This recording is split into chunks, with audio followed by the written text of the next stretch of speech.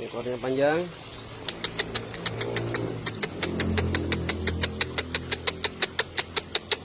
Ini baby, masih baby. Raja Jin masih baby teman-teman. Ekornya keren, panjang. Ini bagian ekornya.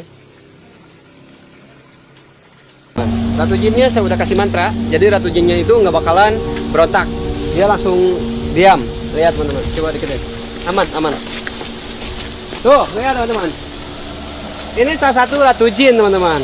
Nih ratunya seperti ini. Jadi ratu jin itu unik banget teman-teman. Mukanya itu moncong, monyong. Lihat. Ini coba pegang bagian tangannya. Soalnya ini udah saya taklukkan teman-teman. Ini bagian tangannya, ini pundaknya. Ini sikunya teman-teman. Terus ini tangannya itu keren banget, dia memiliki cakaran. Tuh ini. Bismillahirrahmanirrahim.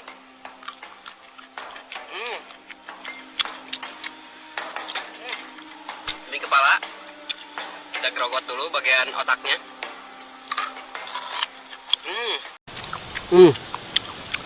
Meskipun alot, jadi si daging bebek, daging ratu jin ini emang gurih banget teman-teman.